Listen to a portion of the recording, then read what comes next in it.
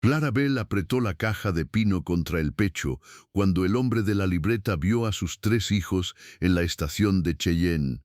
Llevaba solo $17, una niña con tos y un secreto que podía arrebatárselos a todos, y él ya venía hacia ellos. Clarabel llevaba 3 noches sin dormir de verdad, cuando el tren de carga dejó sobre Cheyenne una nube de carbón, vapor y cansancio. No tenía más de 26 años, pero aquella mañana de marzo de 1886 parecía mayor. No por las arrugas, que todavía no tenía, sino por la forma en que sostenía la espalda, rígida de puro esfuerzo, como si temiera que, si se permitía aflojar un solo músculo, todo lo que le quedaba en el mundo se desarmaría delante de extraños. A su lado estaban los 3 niños. Elí, el mayor, acababa de cumplir 10 años y ya había aprendido a mirar como miran algunos hombres después de una guerra. En silencio, calculando salidas, contando peligros, buscando primero lo que puede perder. Nora tenía 6, un abrigo de lana demasiado corto y una tos seca que no terminaba de irse. El más pequeño, Ben, apenas había cumplido 4 y llevaba la cabeza apoyada contra la falda de Clara, medio dormido, con una mano aferrada a la madera de una caja rectangular que descansaba junto a las maletas. La caja era tosca, de pino sin barnizar, con 2 cierres de metal y una cuerda enrollada alrededor para reforzar la tapa. No parecía gran cosa. En una estación como aquella, llena de baúles, canastos, jaulas de gallinas, sacos de harina y paquetes atados con prisa, habría pasado desapercibida para cualquiera.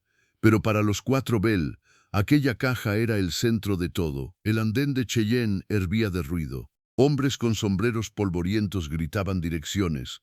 Mujeres cargadas de niños y bultos buscaban un rincón donde sentarse. Un vendedor de café aguado pasaba entre la gente voceando su mercancía. Más allá, cerca de la oficina de billetes, 2 soldados esperaban el tren del este con la paciencia seca de quienes han aprendido a no preguntar demasiado. El viento arrastraba ceniza, olor a hierro caliente y el silbido lejano de otro convoy acercándose por la línea sur. Clara tenía en el bolsillo $17.40. Los había contado tantas veces que ya no necesitaba meter la mano para saberlo. 17,40. No alcanzaba para 4 pasajes hasta Laramie, y mucho menos más allá. Apenas alcanzaba para uno entero y 2 medios, o para una combinación miserable de billetes de tercera y promesas que ningún empleado de estación estaba obligado a escuchar. No era una solución, pero era algo, y eso por ahora era suficiente para seguir de pie. Habían llegado a Cheyenne al amanecer en una carreta prestada por un granjero de Dry Creek que se apiadó de ellos cuando vio a Nora vomitar junto al camino. Antes de eso, habían caminado 2 días y una noche desde la granja arrendada donde todo se había roto. Antes de eso, había habido un entierro sin ataúd bueno, una deuda que Clara no sabía pagar, y la visita de un hombre del condado que habló de tutela, de beneficencia y de colocación temporal para los niños como si estuviera hablando de terneros. Colocación temporal. Clara todavía sentía náuseas al recordar la expresión neutra con que lo dijo. Según aquel hombre, el señor Pritchard, los pequeños estarían mejor distribuidos en hogares distintos hasta que ella pudiera estabilizarse. Ellie en una granja del norte, porque ya tenía edad para trabajar. Nora con una familia de Rawlins que necesitaba ayuda en la cocina. Ben quizá con un matrimonio mayor, sin hijos, en algún pueblo del este. Lo explicó con voz educada, casi amable, como si separar hermanos fuera una operación de contabilidad, como si arrancar a un niño de los brazos de su hermana mayor pudiera resolverse con tinta en un formulario. Clara lo echó de la casa con una escoba en la mano y el corazón desbocado. Esa misma noche metió en 2 maletas la ropa menos rota, envolvió en una manta los papeles de familia, el reloj de su marido y algunas fotografías, y descolgó la caja de pino del estante alto donde llevaba años sin tocarse.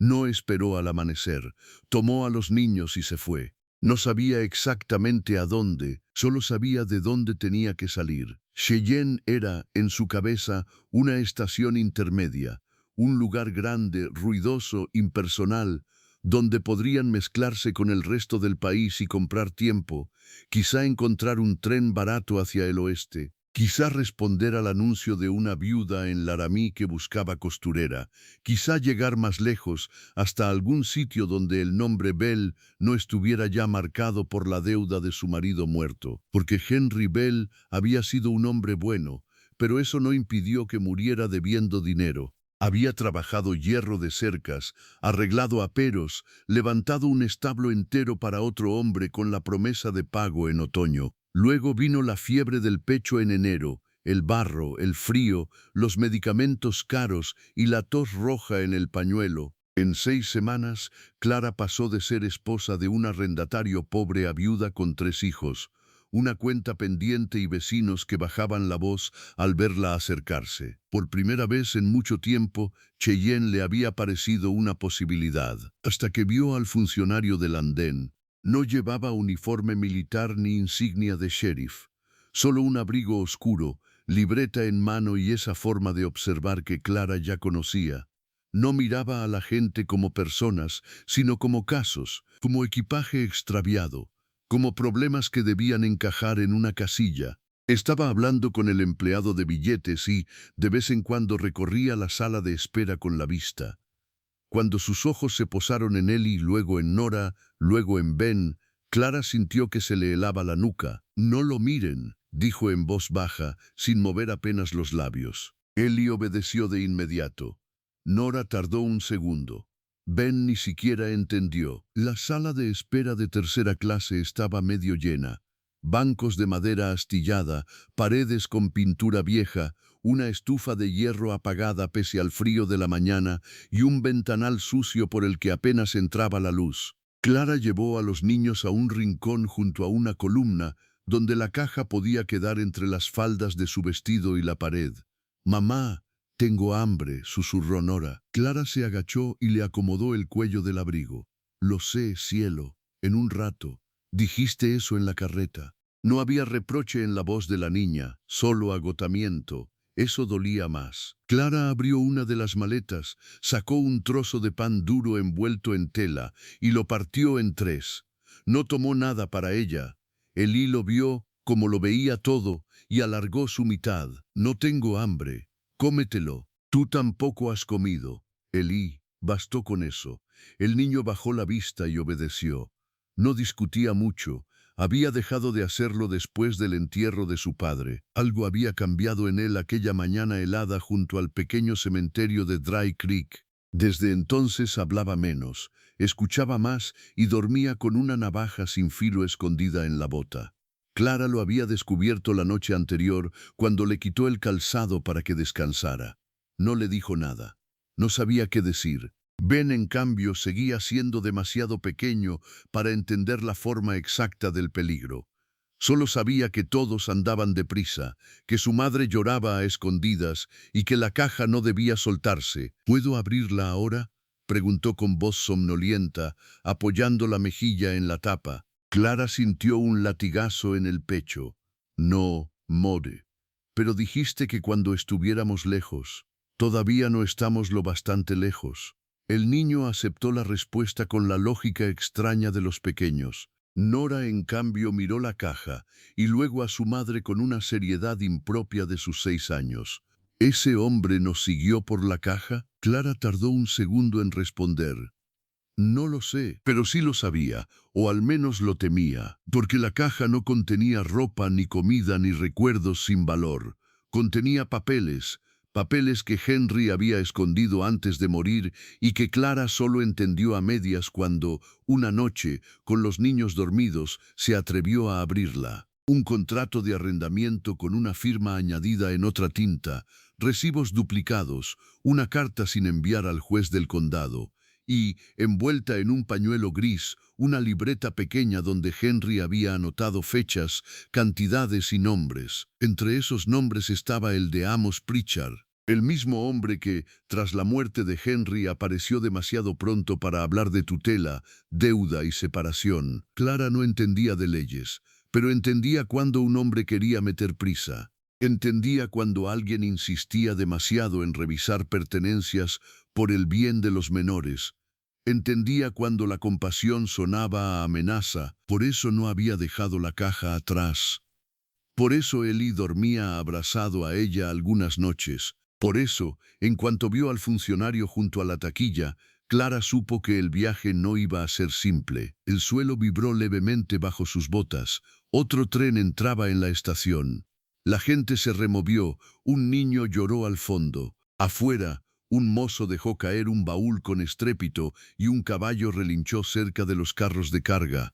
En medio de ese movimiento, Clara vio que el hombre de la libreta se apartaba del mostrador y empezaba a caminar hacia la sala de espera. No rápido, no de forma alarmante, peor, con la calma de quien cree que el tiempo está de su lado. Eli también lo vio. Se puso rígido primero en los hombros, luego en la mandíbula. No dijo nada, solo apoyó la mano sobre la caja, exactamente donde Ben la tenía un segundo antes. Clara tragó saliva, algo había cambiado. Y lo supo de inmediato. El hombre del abrigo oscuro avanzó entre los bancos con la libreta cerrada en una mano y la otra metida en el bolsillo del gabán.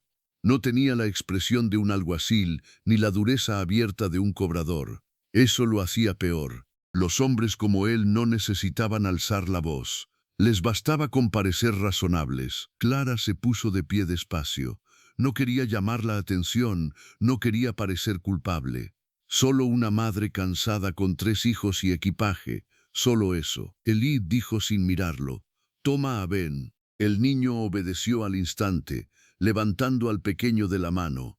Nora se pegó a la falda de su madre. El hombre se detuvo a unos 6 pasos. Sus ojos recorrieron a los niños, las maletas, la caja de pino y por último el rostro de Clara. «Señora», dijo con una cortesía seca, «¿viaja sola?» Clara sostuvo la mirada. «¿Con mis hijos?» «Sí, ya veo eso». No sonrió. Su voz tenía ese tono de oficina, de sello y papel. El tono de los hombres que convierten una desgracia en trámite. «¿Necesita algo?», preguntó Clara. «Quizá. Mi nombre es Edwin Mercer. Trabajo para la oficina de asistencia del condado. Me han avisado de que una mujer con 3 menores podría estar intentando abandonar la jurisdicción sin la documentación adecuada». El estómago de Clara se encogió. «No estoy huyendo de nadie. No he dicho eso. Lo ha pensado». Mercer inclinó apenas la cabeza, como si admitiera el golpe sin concedérselo del todo. A veces las viudas toman decisiones apresuradas cuando están bajo presión. Nuestro deber es asegurarnos de que los niños no queden en situación de abandono. Eli dio un paso muy pequeño hacia adelante. Apenas uno, pero Clara lo sintió. «Mis hijos no están abandonados», dijo ella, ya sin rastro de cortesía. «Eso está por determinarse». Ben, que no entendía del todo las palabras, pero sí el tono, apretó la mano de Eli hasta ponerse blanco. Nora empezó a toser otra vez, una tos seca, cortita, que a Clara le partía el alma cada vez. Mercer abrió la libreta. «Clara Bell, 26 años, viuda de Henry Bell, fallecido en enero. 3 hijos. Deuda pendiente con el arrendador y una notificación de evaluación para posible colocación temporal de menores en hogares adecuados. ¿Es correcto?». Clara sintió que la sangre le golpeaba en las sienes. No hubo ninguna orden firmada. Todavía, la palabra cayó entre ellos como una piedra. «No tiene derecho a tocar a mis hijos. No necesito tocarlos si usted coopera. Solo necesito ver sus billetes y revisar el contenido de ese cajón». Su mirada bajó a la caja de pino. Clara puso una mano sobre la tapa. «No», Mercer alzó la vista de nuevo. «Señora Bell, si contiene papeles de propiedad, certificados o cualquier documento relativo a la tutela, es mejor que lo aclare ahora. Contiene cosas de mi familia. Entonces no debería temer mostrarlo. Y usted no debería tener tanto interés». Por primera vez, algo se endureció en el rostro del hombre. «No haga esto más difícil de lo necesario». «Lo mismo digo». Hubo un silencio breve, tirante. Alrededor de ellos, la estación seguía viva. Un vendedor pasó junto a la puerta. 2 mujeres discutían por un asiento. Un bebé lloraba al fondo. Y sin embargo, para Clara todo se había reducido a aquel hombre, a la caja y a la respiración contenida de sus hijos. Mercer dio un paso más. Si no coopera, tendré que pedir al jefe de estación que retenga su salida hasta que llegue un agente del condado. Eso lo cambió todo. Clara lo supo de inmediato. Si esperaba a un agente, si la retenían, si alguien mandaba un telegrama a Dry Creek o a Pritchard, todo habría terminado. No los separarían allí mismo, quizá no, pero la encerrarían en una telaraña de oficinas, firmas y plazos hasta dejarla sin aire. Y entonces sí, Ellie a una granja, Nora a otra casa, Ben a cualquier parte. No, no estaba sola. Ya no podía permitirse ese lujo. Tenía 3 pares de ojos puestos en ella, 3 vidas pequeñas sujetas a una sola respuesta. Miró a Mercer.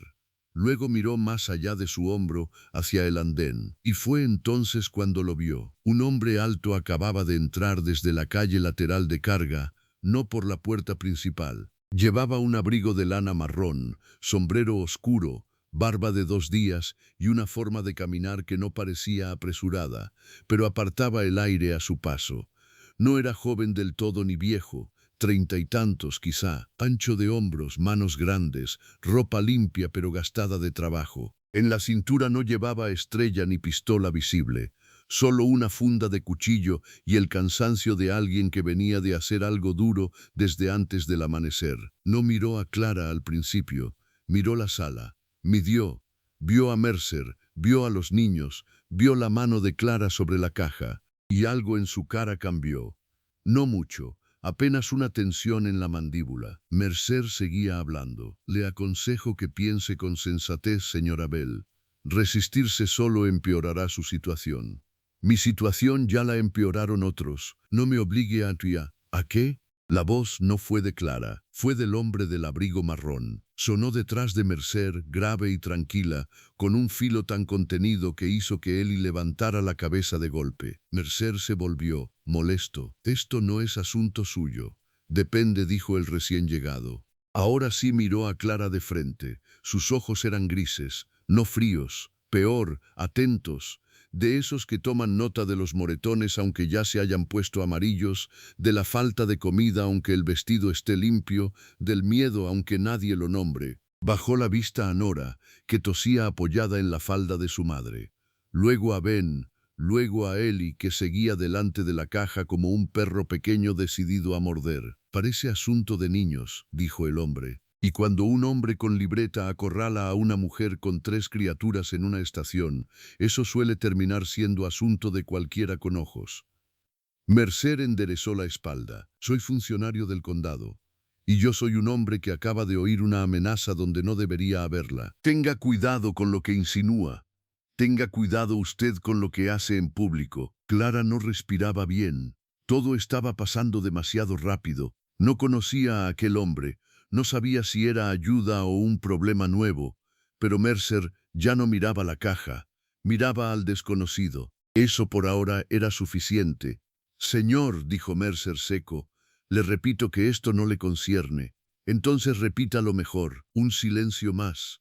Mercer cerró la libreta con un golpe seco. La señora Bell está sujeta a evaluación por el bienestar de esos menores. Con orden firmada. Eso no es de su incumbencia.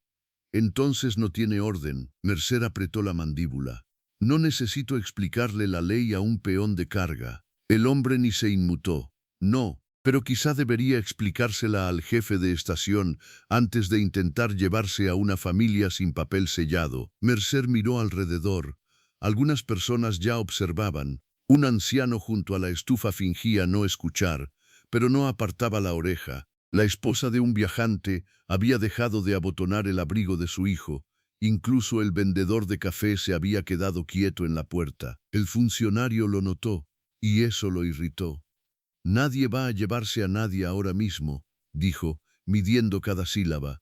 Solo estoy haciendo preguntas, pues ya ha hecho suficientes. Clara vio algo raro entonces. Mercer no tenía miedo exactamente, pero sí cálculo. El tipo de hombre que sabe cuándo un escándalo público puede arruinarle una maniobra mejor hecha en privado. Guardó la libreta en el bolsillo interior del gabán. Muy bien, Por ahora.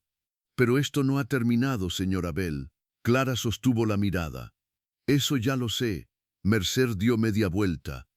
Antes de salir, miró una vez más la caja de pino. No a Clara, no a los niños, a la caja, y se fue. La sala exhaló con él. El ruido volvió poco a poco, como si alguien hubiera levantado una campana de cristal sobre la estación. Las conversaciones regresaron. El vendedor de café siguió su ronda. Un mozo maldijo en el andén. La vida continuó, pero Clara seguía inmóvil. El hombre del abrigo marrón tampoco se movió enseguida. Se quitó el sombrero. Tenía el pelo oscuro, algo largo en la nuca, y una cicatriz fina junto a la sien izquierda. No me mienta, dijo en voz baja, solo para ella. ¿Quién era ese hombre de verdad? Clara lo miró, desconfiada. Ya lo oyó. Oí lo que quiso decir delante de otros. Le pregunto lo demás. Eli tiró apenas de la manga de su madre. Mamá, el hombre bajó la vista hacia él. No voy a hacerles daño. Eli no respondió. Solo lo estudió con esa dureza prematura que los niños no deberían aprender. El desconocido asintió como si aceptara que no tenía derecho a confianza inmediata. Me llamo Tom Archer, dijo. Trabajo con carga y ganado para la línea del oeste. A veces conduzco vagones entre aquí y Laramie. A veces arreglo ruedas. Depende del día. Clara tardó un momento en hablar. Gracias por intervenir. No lo hice por gratitud futura. Lo hice porque olía mal desde la puerta. ¿Quién es? Clara tragó saliva. Un hombre que quiere separarme de mis hijos. Tom Archer no pestañeó. ¿Y la caja? La mano de Clara volvió a tensarse sobre la tapa. Es mía. No he dicho que no.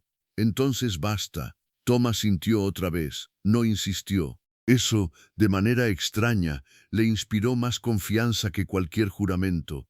Bien, dijo. Pero si ese hombre vuelve con otro, no debería seguir aquí sentada esperando. No tengo a dónde ir. Tom miró el reloj de pared sobre la taquilla, luego el andén. El tren de Laramie no sale hasta dentro de 1 hora y 20. Demasiado tiempo. No puedo pagar 4 pasajes de todos modos. Eso no era lo que preguntaba. Ben, que ya había superado el primer miedo y se guiaba por impulsos más simples, soltó de pronto. Usted tiene caballo. Tom lo miró. Por primera vez apareció una sombra de sonrisa. No hoy. Yo tenía uno, dijo Ben con seriedad, pero luego no. Clara cerró los ojos un instante. Ben, Tom se agachó hasta quedar a la altura del pequeño. Eso pasa a veces. ¿Y usted pelea? La pregunta salió tan directa que Nora dejó hasta de toser. Tom desvió un segundo la vista hacia Ellie, comprendiendo de dónde venía aquello.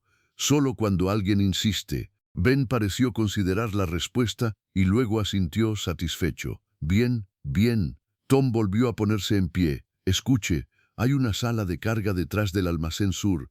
No es cómoda, pero está fuera de la vista del andén principal. Puedo llevarlos allí un rato mientras pienso qué hacer.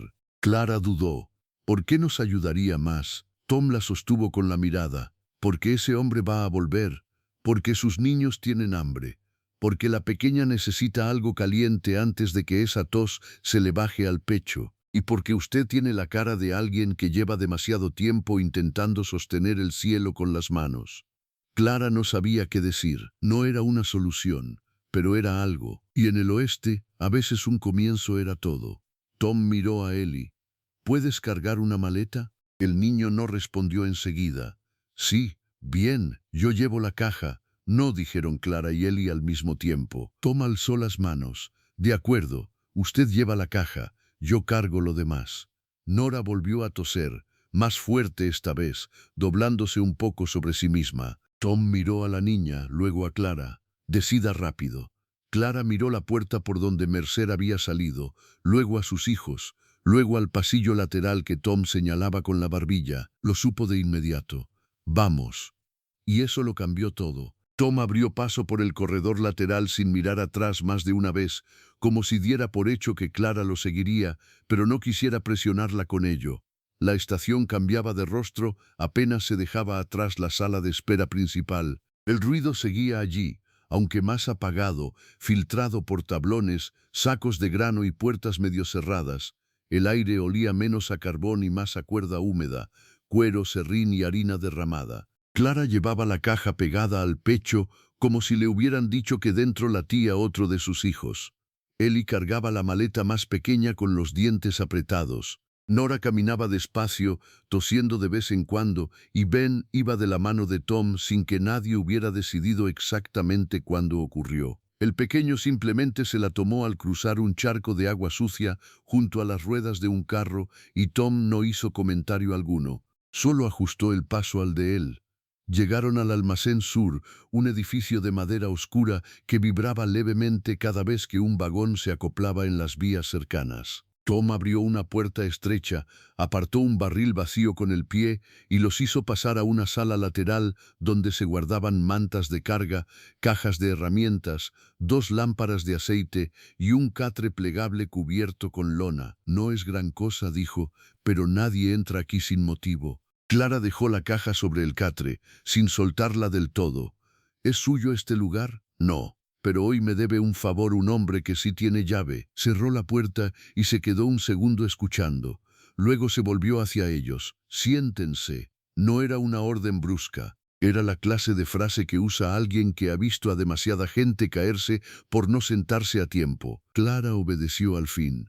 El esfuerzo de la mañana le cayó encima de golpe. Se dejó caer en el borde del catre con Ben pegado a la rodilla y Nora acurrucándose a su otro lado. Ellie siguió de pie. Tom lo miró. «Puedes sentarte también. Estoy bien». Tom no discutió. «Como quieras». Sacó de una estantería una manta doblada y se la tendió a Nora. La niña la miró antes de cogerla, como si todavía no hubiera decidido si aquel hombre pertenecía a la categoría de los buenos o de los peligrosos. «Gracias», susurró. «De nada». Luego fue hasta una caja de herramientas, rebuscó detrás y sacó un tarro con caramelos duros envueltos en papel torcido. Lo abrió, eligió uno y se lo ofreció a Ben primero. «Es de menta. Si no te gusta, no me ofendo». Ben lo tomó con la solemnidad de un tratado. «Gracias». Nora recibió otro. Ellie negó con la cabeza.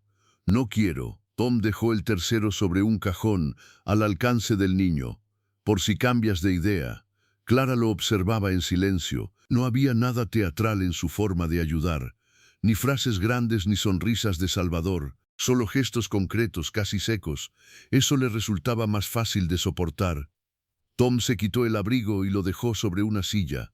«Voy a traer agua caliente y algo de comer. No tardo». Clara levantó la cabeza. «No tiene que hacer eso. Ya estoy haciéndolo. No puedo pagárselo. No se lo he pedido». Aún así, Tom la miró de frente, no duro, firme. «Escuche, ese hombre no se acercó por una viuda cansada con 3 niños. Se acercó por esa caja, y si vuelve con más ayuda, va a necesitar estar lo bastante fuerte para pensar. Así que sí, va a beber agua caliente. La pequeña va a comer algo blando, y usted también».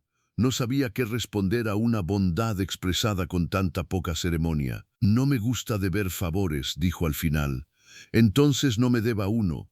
Cuando pueda, haga lo mismo por otro». Y salió. La puerta se cerró tras él con un golpe leve. Por primera vez en toda la mañana hubo un silencio real. Ben fue el primero en romperlo. «Me cae bien, Ben», murmuró Clara. «Solo dije eso». Nora, envuelta ya en la manta, apoyó la cabeza en el hombro de su madre.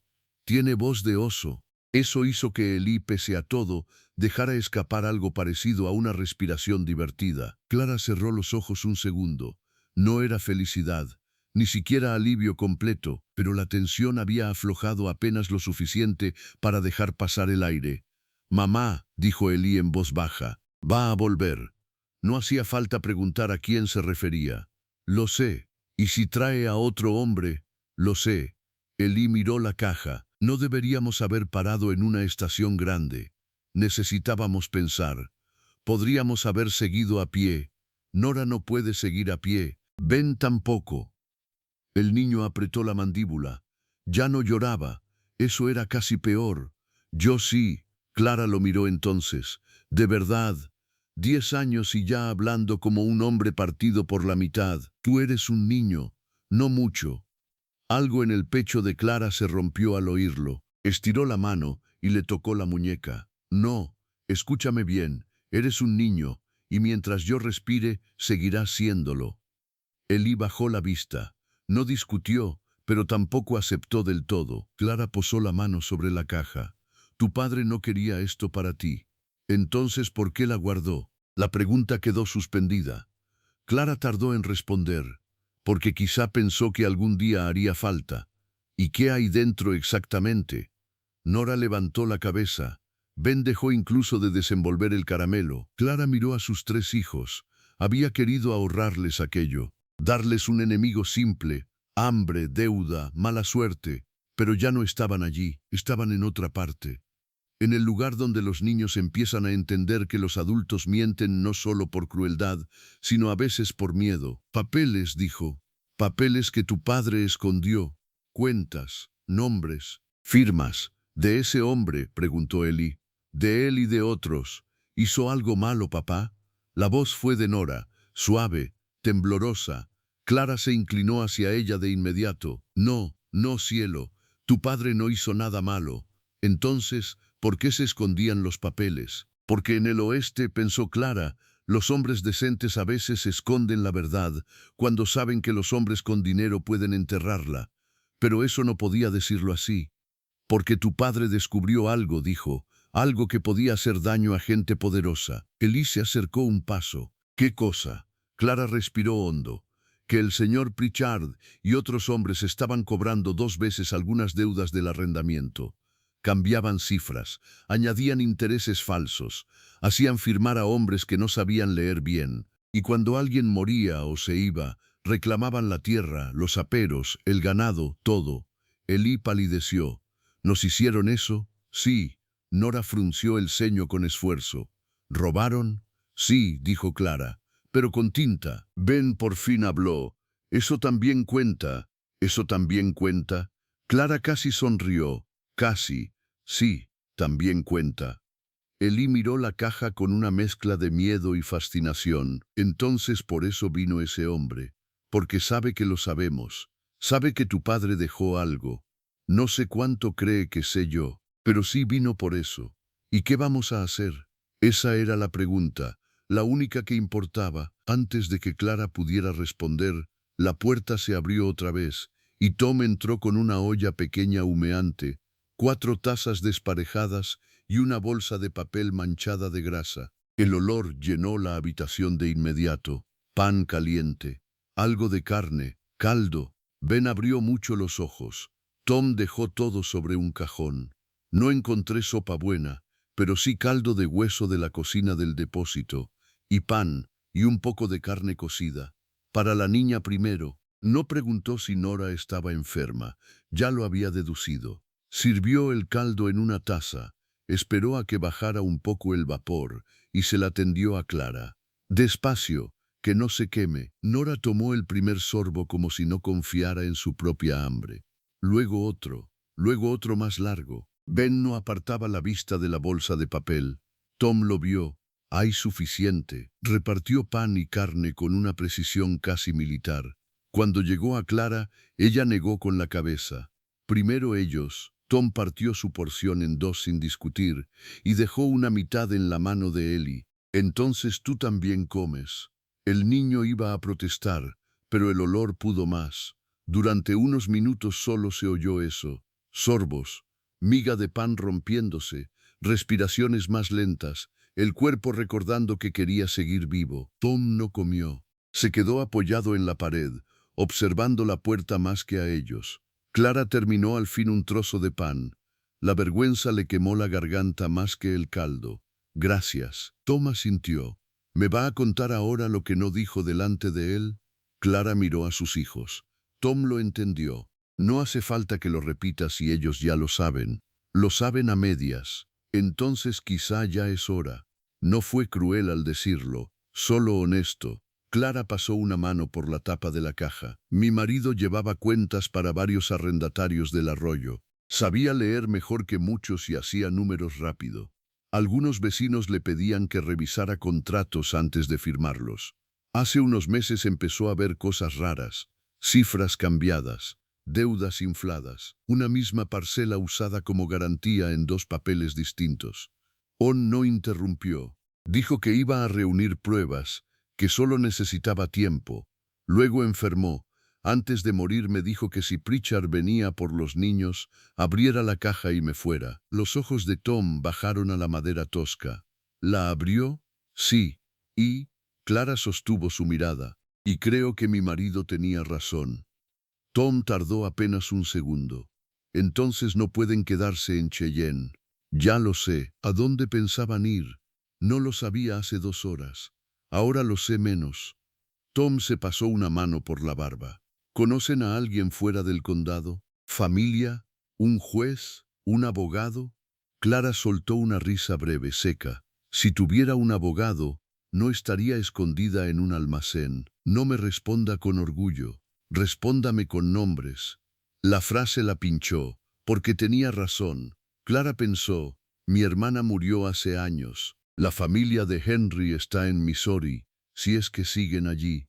No tenemos dirección, pero, dudó, había un hombre, un juez de paz en Laramie, Silas Weaver. Henry le escribió una vez, no sé si llegó a enviar la carta. ¿Está en la caja? Sí. Tom asintió despacio. Eso es algo.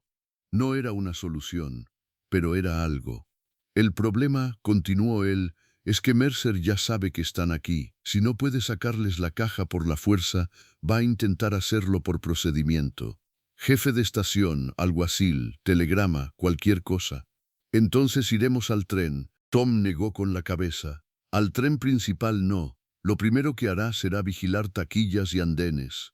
¿Entonces qué? Tom se apartó de la pared. Hay un vagón de carga ligera que sale al anochecer hacia Medicine Bow, con parada corta en Laramie antes del amanecer. Lleva herramientas, 2 cajas de repuestos, sacos de correo y un mozo medio sordo que no hace preguntas si le pago bien y si el capataz de patio cree que estoy moviendo mercancía mía. Clara lo miró comprendiendo despacio. No, sí, no puedo meter a mis hijos escondidos en un vagón. No escondidos del todo. En la cabina auxiliar, junto al freno manual. Es estrecha pero seca. Mejor que la sala de espera. Eso es ilegal. También lo es robar a viudas con tinta. Eli levantó la cabeza atento. ¿Podemos hacerlo? Clara se volvió hacia él. No he dicho que vayamos a hacerlo. Tom lo miró a él, no a ella. ¿Tu hermana aguanta un viaje frío? Eli miró a Nora, dudó. Si la tapamos bien, sí. No hables como si mandaras tú. Alguien tiene que pensar. La frase cayó igual que la anterior. Tom no intervino. Solo miró a Clara, dejándole ver que también había oído la grieta. No voy a decidirlo por usted, dijo al fin. Pero si se queda, ese hombre tendrá más manos antes de medianoche. Si se mueve conmigo, tiene una posibilidad. ¿Y usted por qué arriesgaría tanto por nosotros? Tom guardó silencio un momento más largo esta vez. Cuando habló, su voz había cambiado apenas. Porque una vez no llegué a tiempo. Clara no dijo nada. Mi hermana menor, continuó él. Mi cuñado bebía, pegaba, juraba que cambiaría. Yo trabajaba en Colorado. Cuando me avisaron, tardé 3 días en llegar. Para entonces ella ya había vuelto con él porque no tenía dónde ir con los niños. Al invierno siguiente murió de fiebre después de una paliza mal curada. Los niños acabaron repartidos entre familia y extraños. Nunca volvieron a criarse juntos. Nadie se movió. Nora dejó la taza a medio camino. Incluso Ben entendió que aquello era importante. Tom se encogió apenas de hombros, como si lamentara haber dicho tanto. Así que cuando veo a un hombre de libreta midiendo niños como si fueran bultos, tengo poca paciencia. Clara no sabía qué hacer con esa verdad. Solo pudo decir, lo siento. Nos asintió una vez. John también. Algo había cambiado. Ya no era solo un hombre útil en una estación. Era alguien que conocía el borde exacto del abismo. Ben se acercó a él con la naturalidad que solo tienen los pequeños. Mi mamá también llega a tiempo. Tom lo miró, luego a Clara. Sí, dijo, eso ya lo vi. La habitación quedó en silencio otra vez. Afuera resonó un silbato lejano, luego pasos apresurados en el pasillo. Tom se tensó al instante y levantó una mano pidiendo silencio. Alguien pasó junto a la puerta. Después una voz. Archer. Tom no respondió. La voz volvió, más cerca. Archer, sé que estás ahí. No era Mercer. Tom soltó el aire por la nariz. Quietos, murmuró. Abrió la puerta apenas una rendija. ¿Qué quieres, Doyle? Decirte que tienes visitas. Tom abrió un poco más.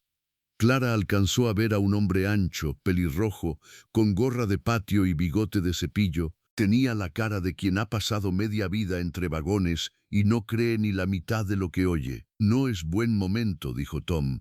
Ya lo sé, por eso he venido yo y no otro. Tu amigo de libreta ha vuelto con un ayudante del alguacil y está preguntando por una mujer rubia con 3 críos. Clara sintió que se le helaban las manos. Doyle bajó la voz. Tienes unos 10 minutos antes de que empiecen a abrir puertas que no deben. Tom cerró los ojos un segundo, luego asintió.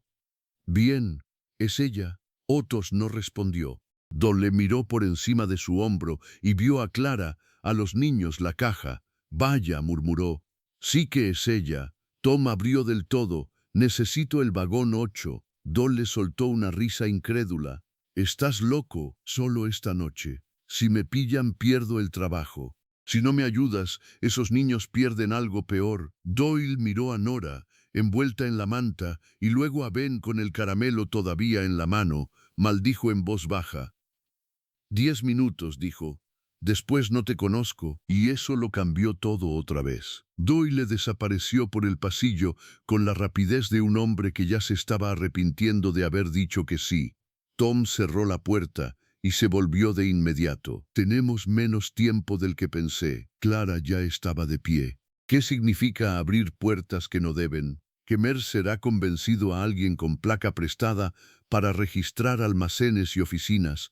No van a venir primero aquí, pero llegarán. Tenemos que movernos ahora. Elí dejó la taza vacía sobre el cajón. Yo puedo llevar la maleta grande. Llevarás a tu hermano si hace falta, dijo Tom. La maleta la cargo yo. Ben se irguió, ofendido. Yo puedo caminar. Entonces camina rápido. Tom se agachó junto a Nora. ¿Puedes sostenerte de pie? La niña asintió, aunque tenía la cara encendida por la fiebre ligera y los ojos demasiado brillantes. ¿Puedo? Bien, si te cansas, me lo dices antes de caerte. No la trató como a una muñeca. Clara lo notó, y pese al miedo que seguía clavado bajo sus costillas, le agradeció eso en silencio. Tom tomó su abrigo, se lo puso de nuevo y señaló la caja. Señora Bell, ¿puede con ella y con el paso? Sí. No me mienta. Clara ajustó la cuerda alrededor de la caja. Puedo. Tom la sostuvo un segundo con la mirada. Luego asintió. Entonces escuche bien, vamos a salir por la puerta trasera del pasillo, cruzar el patio de carbón y bordear los vagones de repuestos hasta el ramal sur. Allí estará Doyle con el 8 desacoplado. Si alguien pregunta, yo hablo. Si alguien intenta tocar a uno de los niños, usted no discute. Corre al vagón. ¿Entendido? Entendido. Elí. Sí, no te separes de tu madre. El niño apretó la mandíbula. No me separo. Y no intentes ser héroe. Elí no respondió. Eso era respuesta suficiente. Tom abrió apenas la puerta y escuchó. El edificio vibró con el golpe de un acople en algún punto del patio. Le llegó un silbido lejano, luego voces, luego el crujido de ruedas sobre grava. Ahora. Salieron en fila. Tom delante, Clara detrás con la caja, los niños pegados a ella. El corredor lateral estaba vacío, pero ya no tenía la calma de antes. Había movimiento al fondo, voces masculinas y el eco de pasos que no pertenecían al trabajo rutinario de estación. Tom no miró hacia allí. Los condujo por una puerta baja, luego por otra, y el aire exterior los golpeó con olor a hollín, hierro mojado y estiércol de caballo. El patio de servicio era un laberinto de carros, montones de carbón cubiertos con lonas, rieles secundarios y vagones inmóviles bajo el cielo gris de la tarde. El viento había levantado polvo negro que se pegaba a la ropa y a la piel. Más allá, cerca del edificio principal, Clara vio 2 figuras salir al andén lateral. Una de ellas era Mercer, la otra llevaba sombrero de alguacil y una estrella opaca sobre el chaleco. Más rápido, murmuró Tom. No corrieron todavía. Correr llama la atención incluso donde nadie debería mirar. Avanzaron pegados a una fila de barriles vacíos, luego bordeando un vagón de herramientas con las ruedas calzadas. Ben tropezó una vez y el hilo sostuvo antes de que cayera. Nora tosiendo, Clara con la caja cada vez más pesada, Tom girando la cabeza apenas lo justo para medir distancias. De pronto una voz sonó desde la izquierda. Archer no era Mercer, era un mozo joven con una gorra torcida, uno de los del patio. Tom giró apenas. ¿Qué? Doyle le dice que el 8 está listo, pero que te des prisa. Voy. Hoy. Siguieron. Ya no hacía falta fingir lentitud. Tom alargó el paso. Clara sintió que la caja le cortaba los antebrazos, pero no aflojó. Los niños respiraban fuerte, la grava crujía bajo las botas. A su derecha, un tren de mercancías soltó una bocanada de vapor que cubrió medio patio con una nube blanca y espesa. Tom se detuvo en seco. Por aquí, los hizo meterse entre dos vagones inmóviles, tan juntos que Clara tuvo que girar la caja de lado para pasar. El metal estaba frío y húmedo, olía a aceite, a madera vieja y a óxido. Ben se pegó a la pierna de Ellie. Nora avanzó con la manta apretada contra el pecho. Cuando salieron al otro lado, Doyle los esperaba junto a un vagón más corto que los demás, pintado de marrón oscuro, con el número 8 apenas visible bajo el polvo. «No me gusta esto nada», gruñó el pelirrojo. «Hay un revisor nuevo esta noche y hace preguntas por deporte». «Que pregunte», dijo Tom. Doyle abrió una pequeña puerta lateral, no la principal del vagón, sino una angosta, casi escondida, que daba a una cabina auxiliar con un banco de madera, una estufa pequeña apagada, dos mantas y una ventanilla empañada. «Aquí», dijo. «No es para pasajeros, pero aguanta». Clara metió primero la caja, luego a Nora, luego a Ben. Ellie subió después, ayudando a su hermano a hacerse a un lado. Tom levantó la maleta grande con una sola mano y la empujó hacia adentro. «Señora Bell», Clara puso un pie en el escalón. «¿Y usted?» «Subo en un minuto». «No», Tom la miró. «Necesito hablar con Doyle y asegurarme de que nadie revise esta puerta al salir. Si se queda fuera y ellos llegan, entonces les entretengo». No era una promesa tranquilizadora, era un cálculo. Clara apretó la madera del marco. «No quiero deberle su pellejo, pues procure llegar viva al Laramie. Con eso estaremos cerca de la cuenta». Doyle resopló. «Sube, mujer. Si os ven ahora, estamos todos perdidos». Clara obedeció. Apenas entró, Tom cerró la puerta casi del todo, dejándola entornada un palmo. La cabina quedó en penumbra. Se oía el patio afuera, cadenas, silbidos, hombres gritando órdenes, el golpe hueco de cajas movidas a mano. Ben se sentó en el suelo abrazándose las rodillas. «No me gusta». «A mí tampoco», dijo Ellie. Nora tosió otra vez, más hondo. Clara dejó la caja en el banco y se arrodilló frente a ella. Tenía las manos temblando.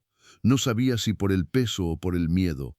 A través de la rendija veía apenas una franja del patio. Tom y Doyle hablaban cerca, demasiado bajo para entenderlos. Ellie se acercó. «¿Y si no vuelve?» Clara levantó la vista hacia su hijo. «¿Volverá? No lo conoces». «No. Entonces no lo sabes».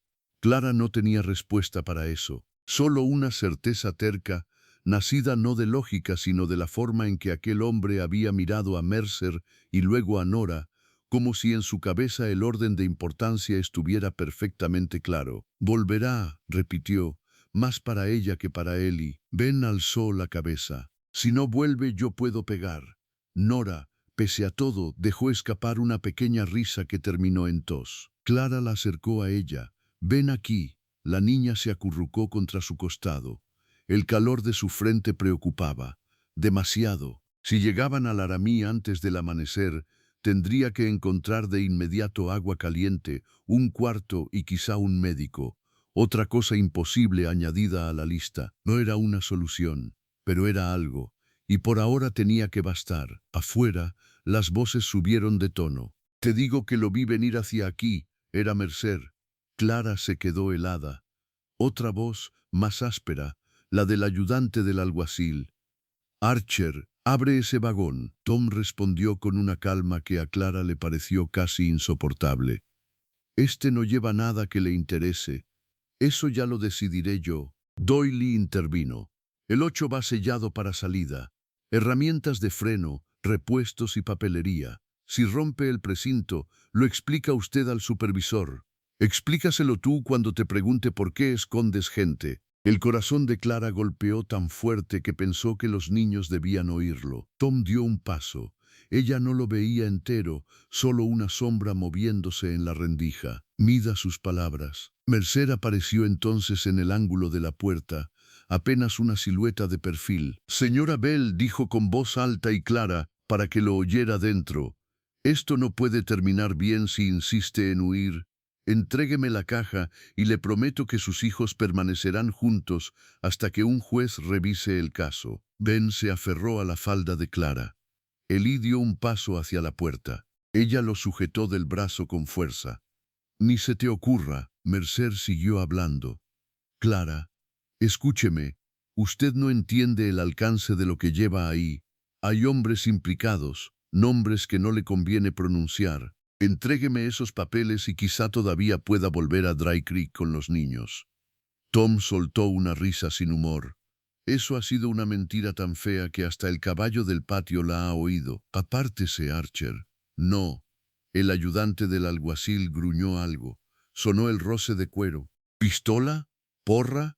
Clara no lo sabía. Solo sabía que el aire se había puesto más fino. Última vez, dijo el ayudante. Abra, y entonces ocurrió algo que Clara no esperaba. La gran locomotora del ramal norte soltó un silbido brutal justo al lado del patio y casi al mismo tiempo alguien gritó desde más allá de los vagones. Freno suelto en el 2, hombres corriendo, maldiciones, el estrépito metálico de ruedas moviéndose donde no debían. Toda la atención del patio se rasgó en dos. Doyle aprovechó como un ladrón. Ahora, Tom, la puerta del 8 se cerró de golpe desde fuera. Sonó un hierro encajando. Luego pasos rápidos sobre la plataforma lateral. Clara oyó a Mercer gritar. ¡No! El vagón tembló. Un golpe seco. Otro. El tirón brutal del acople entrando en tensión. Ben chilló. Nora se agarró a la manta. Elí abrió los pies como un hombre pequeño en cubierta de barco. Clara se lanzó sobre la caja y los niños a la vez, como si pudiera sujetarlo todo con el cuerpo. Luego el movimiento. Lento al principio, crujiente, irregular. El 8 avanzó. El silbido de la locomotora volvió a cortar el aire. El vagón dio otro tirón más fuerte. Luego empezó a rodar de verdad. A través de la ventanilla empañada, Clara vio pasar manchas de patio, postes, carbón, cielo gris. ¿Nos movemos?, preguntó Ben, innecesariamente. Sí, dijo Ellie. ¿Y Tom? Nadie contestó. El vagón ganó velocidad poco a poco. El ruido de ruedas sobre rieles se volvió constante, hipnótico y brutal. Clara seguía medio agachada, con un brazo en torno a Nora y otro sobre Ben. Ellie estaba junto a la puerta escuchando. Pasó un minuto, dos. El tren no se detenía. Entonces sonaron 3 golpes desde fuera, 2 rápidos y uno largo. Elí miró a su madre.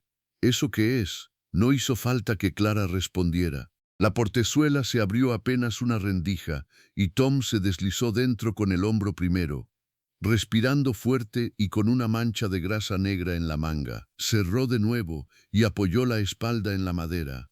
Bien, dijo entre dientes, ya vamos camino al oeste. Ben soltó el aire como si hubiera estado conteniéndolo desde hacía una vida. Sabía que volverías. Tom lo miró, luego asintió. Yo también. Clara no se había dado cuenta de que estaba a punto de llorar hasta que notó el escozor. No era por romanticismo ni por alivio limpio, era puro agotamiento. El cuerpo cediendo justo 1 centímetro después de horas de no permitirse hacerlo. Tom se quitó el sombrero y se pasó una mano por el pelo. Mercer casi nos agarra. ¿Qué pasó?, preguntó Clara. Doyle soltó un freno que no debía y medio patio salió corriendo a evitar que un vagón se llevara por delante la rampa. Con eso bastó para que el 8 entrara en la maniobra sin revisión. ¿Y Mercer? Tom se sentó por fin en el suelo, frente a la puerta, ocupando el lugar de un perro guardián cansado. Nos vio salir. Eso sí, y ahora sabe que van hacia algún lado. Lo bueno es que no sabe a cuál. ¿Puede mandar un telegrama? Tom la miró. Sí. La esperanza duró poco. Lo notó, pero continuó, también sé algo que él no. Este tren no entra en Laramie por el andén principal. Descarga primero en el patio de mantenimiento del sur, antes del amanecer, cuando media ciudad sigue durmiendo. Si bajamos allí y nos movemos rápido, tendremos margen. No era mucho, pero era un comienzo. Nora se inclinó hacia adelante. Tengo frío. Tom alargó la mano hacia la estufa apagada. La tanteó y negó. No puedo encender esto. El humo se vería por la rendija. Se quitó el abrigo sin una palabra y se lo puso sobre las piernas a la niña. Luego tomó una de las mantas y la extendió para cubrir también a Ben. Clara abrió la boca para protestar. Usted también tiene frío. Yo soy más difícil de matar que una tos, dijo él. No sonaba a broma, sonaba a experiencia. Elí seguía de pie, observándolo. ¿Pegaste a ese hombre? Tom levantó una ceja. No, ¿querías? Sí. Eso pareció satisfacer al niño. El traqueteo del vagón se hizo más regular. Afuera ya no había patio ni voces, solo la noche que empezaba a cerrarse sobre la llanura y el rugido constante del tren abriéndose paso. Clara apoyó por fin la espalda en la pared. La caja seguía junto a su rodilla. Tom lo notó. Ábrala. Ella lo miró desconcertada. ¿Qué? La caja. Si vamos a jugarle una carrera a Mercer, necesito saber qué estoy ayudando a proteger. Clara dudó. Tom no insistió enseguida, solo añadió. No me mienta, tengo ojos. Ese hombre no arriesga un ayudante del alguacil por un puñado de recibos mal sumados. Hay algo más. El tren dio un bandazo suave. Ben bostezó. Nora tenía los ojos medio cerrados. Ellie miraba la caja como si llevara meses esperando ese momento. Clara pasó la lengua por sus labios secos. Luego soltó la cuerda. Los cierres metálicos chirriaron al abrirse. Dentro había un pañuelo gris, un reloj de bolsillo, dos fotografías pequeñas, una carta doblada varias veces y, debajo, una libreta negra tan sencilla que parecía imposible que hubiera arrastrado tras de sí tanta desgracia. Tom la vio y su expresión cambió apenas. Eso, dijo en voz baja, sí parece peligroso. Clara tomó la libreta entre las manos. Mi marido escribió todo aquí. Entonces más vale que al amanecer sepamos leerlo como si nos fuera la vida en ello. Clara levantó la vista. Quizá nos vaya. Tom sostuvo la mirada. Sí, quizá nos vaya. Y por primera vez desde Dry Creek, Clarabel dejó entrar una idea que hasta entonces no se había permitido. Tal vez no solo estaban huyendo, tal vez si conseguían llegar a Laramie con la caja y los niños intactos, todavía podían plantar cara. No era una solución, pero era algo. Y en aquellas tierras duras, a veces algo era suficiente para cambiar un destino. La libreta de Henry Bell cabía en una mano, pero pesaba como si dentro llevara hierro. Clara la abrió con cuidado, temiendo que el traqueteo del vagón deshiciera las páginas ya gastadas por la humedad y el uso. La letra de su marido apareció ante sus ojos, firme, inclinada apenas a la derecha, la misma con la que había escrito listas de semillas, cuentas de harina y pequeños mensajes para Emma cuando todavía estaba aprendiendo a leer. Solo que aquello no eran listas domésticas, eran nombres. Fechas, cantidades, parcelas, firmas copiadas dos veces, una como debía ser y otra como había aparecido luego en documentos oficiales, intereses añadidos a lápiz y luego pasados a tinta, notas al margen. Falso. No coincide. Mismo terreno usado en dos préstamos. Pritchard presente. Mercer llevó el papel. Tom se inclinó un poco más cerca de la lámpara apagada, usando la luz sucia que entraba por la ventanilla. «Dios santo», murmuró. No era solo un ladrón. Clara tragó saliva. «¿Qué ve?» «Veo una red, no un hombre. Un banco, un secretario, alguien del condado y al menos uno del ferrocarril o de correos, si los avisos viajaban tan rápido». Pasó una página con el dorso de un dedo. Su marido no estaba reuniendo quejas, estaba armando un caso. Elí se acercó sin hacer ruido. ¿Podemos ganar con eso? Tom alzó la vista hacia él. No sonrió. Podemos hacerles daño con esto. Ganar depende de encontrar a alguien que todavía no esté comprado. Clara sacó entonces la carta doblada. El papel estaba amarillento en las esquinas. El sobre nunca había sido cerrado. En el frente con la letra de Henry solo ponía: al juez de paz Silas Weaver, Laramie. Clara se la tendió a Tom. No la he leído completa. Tom la abrió con cuidado. Sus ojos recorrieron las líneas en silencio. Luego se la devolvió. Léala usted. Las manos de Clara temblaron un poco. Aún así empezó: señor Weaver, si esta carta llega a sus manos es porque no pude hacer el viaje yo mismo o porque algo me ocurrió antes de reunir más pruebas. Le escribo porque una vez dijo, cuando coincidimos en el juzgado de Cheyenne, que todavía había hombres en Wyoming que creían que la ley servía para algo más que castigar al pobre. La voz se le quebró apenas, pero siguió. Henry nombraba a Pritchard, nombraba a Mercer, nombraba al secretario Morton Hall del registro de Dry Creek. Describía cómo inflaban deudas de arrendatarios que no sabían leer o que firmaban con una décima, cómo duplicaban gravámenes, cómo esperaban viudez, enfermedad o invierno malo para ejecutar cobros imposibles, cómo separaban familias cuando convenía y se quedaban con tierra, aperos y ganado a precio de entierro. Y al final, la línea que dejó a Clara sin aire: si yo muero antes de llevarle la libreta, recé por mi mujer y mis hijos, porque significará que los hombres a los que nombro saben lo que encontré. Nadie habló durante unos segundos. El vagón seguía golpeando la noche con su ritmo de hierro y distancia. Ben se había quedado dormido con la cabeza sobre la manta. Nora tenía los ojos cerrados, aunque su respiración seguía un poco áspera. Elí no lloraba. Solo miraba la carta, con una dureza nueva, más peligrosa que el llanto.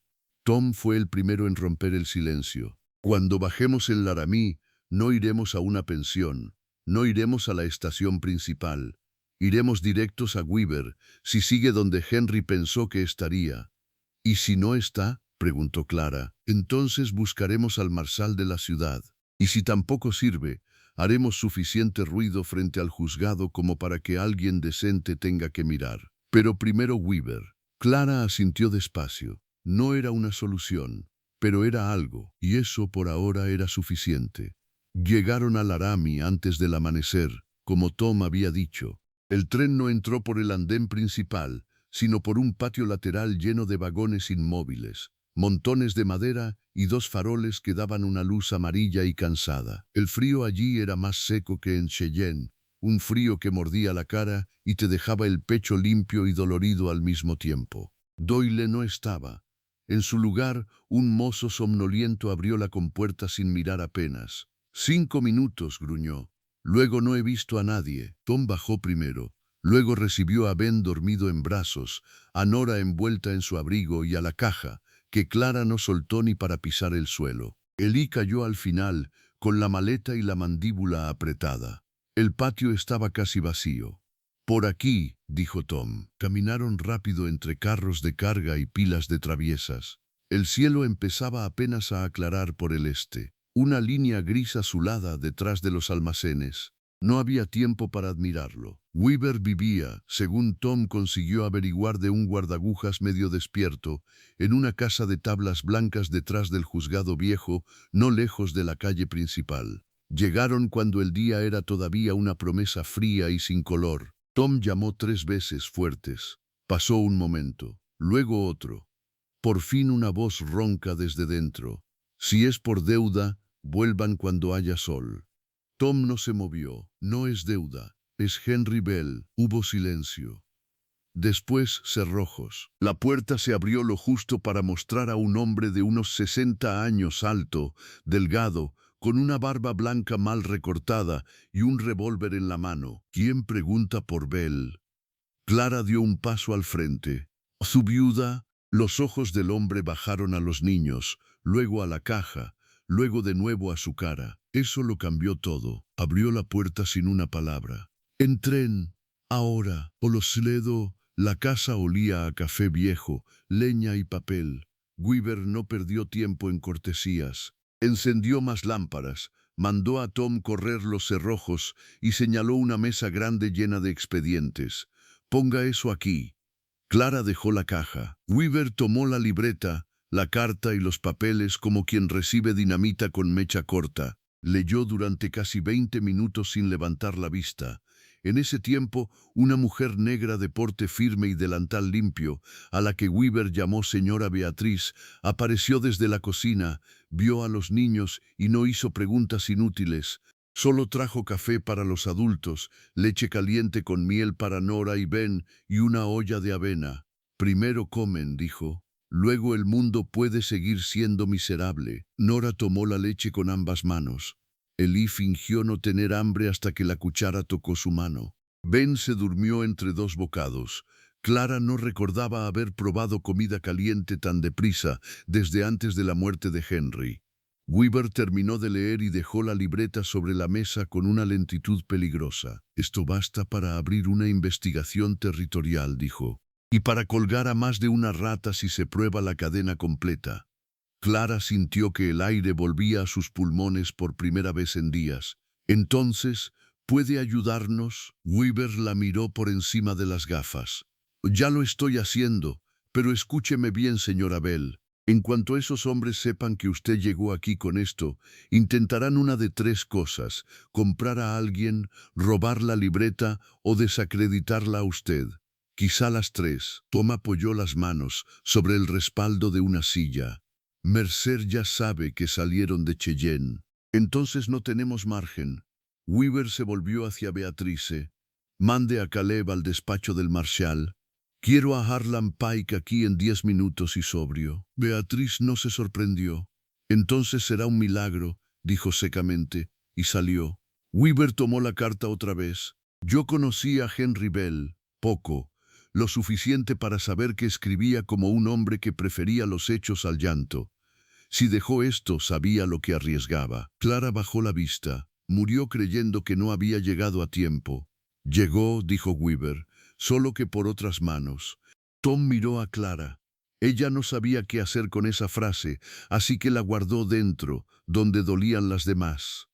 «¿O su viuda?» El marshal Harlan Pike llegó 12 minutos más tarde, despeinado, grande como una puerta y con cara de haber dormido vestido. Detrás de él venían 2 ayudantes. Cuando Weaver le mostró la libreta, el sueño se le fue de golpe. «¿Está segura de esto?», preguntó Pike a Clara. «Tan segura como una viuda puede estarlo cuando ve el nombre del hombre que quiso quitarle a sus hijos». Pike asintió. No preguntó más. El plan se armó rápido. Weaver haría copias certificadas de las páginas clave de la libreta y enviaría un telegrama cifrado al juez territorial antes de mediodía. Pike mandaría hombres al depósito telegráfico y a la estación principal por si Mercer intentaba adelantarse con mentiras. Clara y los niños no saldrían de la casa. Tom tampoco, a menos que Pike lo necesitara para identificar a Mercer. «O van a venir», dijo Tom. Pike se encogió de hombros. «Que vengan». No fue fanfarronería, fue una promesa. Y eso, por ahora, era suficiente. No tuvieron que esperar mucho. A media mañana, un ayudante entró desde el porche trasero. «Hay un hombre del condado en la calle. Dice llamarse Edwin Mercer. Viene con un papel firmado por un juez menor de Cheyenne y pide custodia preventiva de 3 menores en tránsito». Clara sintió que el cuerpo entero se le iba al frío. Pike solo dijo, «Bien». Se puso el abrigo, tomó la libreta copiada y miró a Tom. «Tú vienes». Clara dio un paso.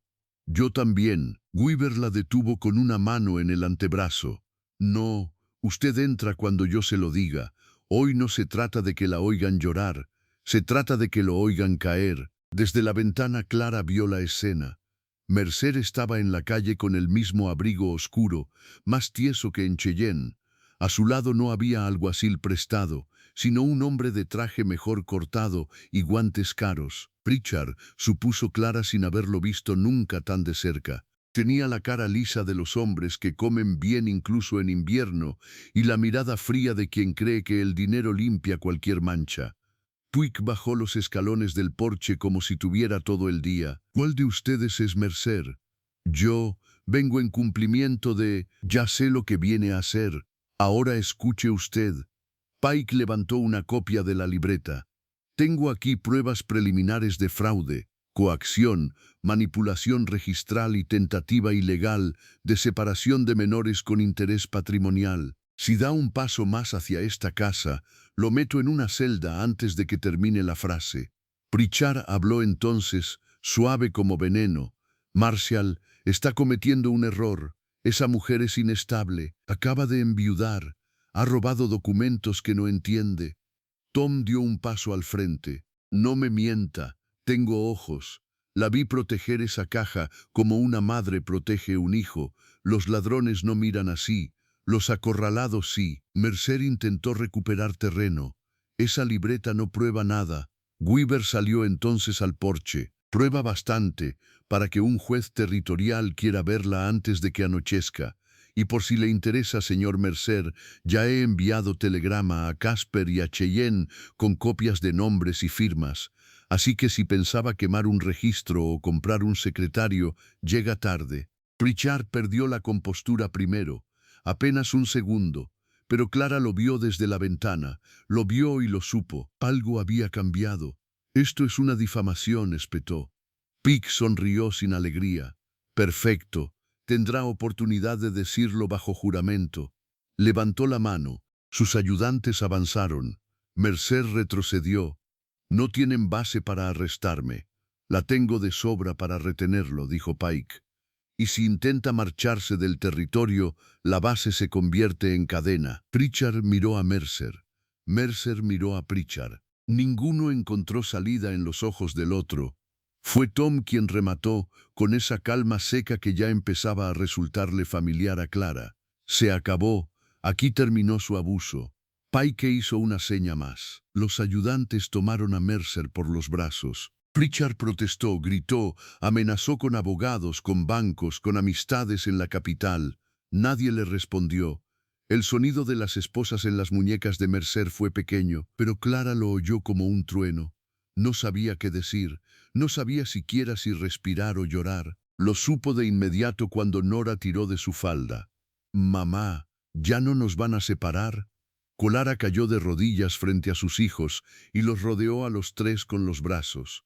«No», susurró, y luego más fuerte. «No, no están solos. Ya no». Ben se echó contra su cuello. Elí no lloró, pero apoyó por fin la frente en su hombro como un niño de 10 años y no como el pequeño soldado en que el miedo lo había convertido. Nora se metió entre los dos. Habían sobrevivido, y eso importaba. El resto llegó como llegan las cosas buenas en las historias del oeste. No deprisa, pero sí firmes. Hubo declaraciones, hubo firmas, hubo 2 días de tensión mientras llegaban respuestas por telegrama y un escribano territorial confirmaba los registros falsificados. Morton Hall, el secretario de Dry Creek, cantó como un hombre al que se le había acabado el whisky y el valor. Antes del tercer día ya no era solo la palabra de una viuda contra hombres importantes. Era una cadena de fraude que tocaba tierras, herencias y custodia de menores en 3 condados. Pritchard cayó después de Mercer. Y con ellos cayeron otros, no todos, nunca todos. El oeste no funcionaba así. Pero cayeron los suficientes como para que el sistema los sintiera. Weaver consiguió que se anulara la orden de evaluación sobre los niños Bell. Pike obtuvo protección temporal para Clara y sus hijos mientras se resolvían las reclamaciones de la deuda de Henry. Y una semana después, tras revisar los papeles de arrendamiento legítimos, el juez territorial declaró nulos varios cobros, incluida la ejecución sobre la pequeña parcela de Dry Creek. No recuperaron todo, la casa no, el caballo no, los meses perdidos tampoco, pero la deuda falsa cayó. Y eso lo cambió todo. Clara no volvió a Dry Creek, no de inmediato. Weaver y Beatriz le ofrecieron 2 habitaciones en la casa trasera del patio mientras el invierno terminaba. Beatriz consiguió que Clara ayudara en la oficina copiando cartas y ordenando registros. Tienes buena letra y mejor cabeza de la que crees, le dijo. Eli empezó a llevar recados para el juzgado. Nora mejoró de la tos. Ben encontró un perro medio tuerto detrás de la cocina y decidió que el animal también vivía allí, aunque nadie se lo hubiera preguntado. Tom siguió yendo y viniendo durante un tiempo entre Laramie y Cheyenne con ganado, herramientas o recados del ferrocarril. No prometió nada, no empujó nada.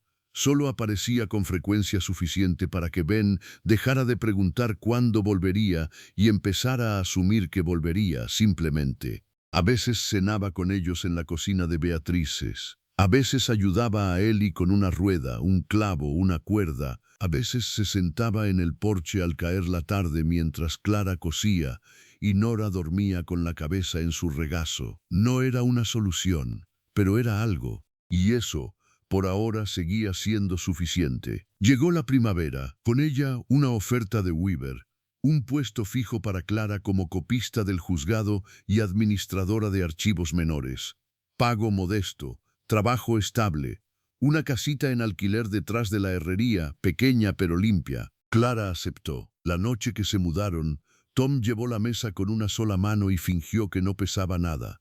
Ben lo siguió por toda la casa como un cachorro. Nora colocó una flor silvestre en el alféizar. Eli clavó él mismo la repisa donde Clara puso la caja de pino. Ya no la escondió en lo alto, ya no. Cuando todo estuvo en su sitio, Tom se quedó en la puerta con el sombrero en la mano. El sol se estaba poniendo detrás de las colinas, dorando la calle de tierra y las tablas nuevas del porche. Bueno, dijo, ya tienen casa. Clara lo miró. La palabra casa seguía doliendo un poco. Pero no como antes, no es mucho. Tom negó con la cabeza. No es mucho, pero es un comienzo. Y en el oeste a veces un comienzo era todo. Se hizo un pequeño silencio entre ellos, no incómodo, solo lleno. Tom, dijo Clara. Sí, no sabía cómo decirlo sin romper algo delicado. Al final eligió la verdad sencilla. Gracias por volver a aquel vagón. Él bajó la vista un momento. Luego la miró de nuevo. Te dije que llegaría a tiempo. No sabía en qué momento dejó de ser usted. Quizá ya había cambiado antes. Clara apoyó una mano en el marco de la puerta. Sí. Tom dio un paso, no más. No quiero apurarte, no ahora, no después de todo esto. Pero cuando estés lista, me gustaría invitarte a caminar hasta el arroyo el domingo. A ti y a los niños. O solo a ti, si prefieres. Ya veremos lo demás mañana. Clara sintió que algo en su pecho, algo que había vivido apretado desde el día en que enterró a Henry, aflojaba por fin sin culpa. No era el final que había imaginado, era mejor. El domingo está bien, dijo. Thomas sintió una vez como si eso bastara para sostenerle el día entero. Y bastaba, porque dentro de la casa, Ben reía detrás del perro tuerto. Nora canturreaba junto a la ventana. Eli discutía con Beatriz sobre dónde colgar una lámpara. Afuera, el viento movía la hierba nueva, y por primera vez en mucho tiempo, Clara Bell no sentía que el mundo estuviera a punto de arrancarle algo. Lo perdido no volvió, pero algo nuevo había nacido. Y por primera vez aquella casa se sintió como un hogar. Si te conmovió esta historia del oeste donde una madre luchó por no perder a sus hijos, suscríbete para la próxima y cuéntame en los comentarios desde qué ciudad escuchas esta historia y si tú también habrías protegido esa caja hasta el final.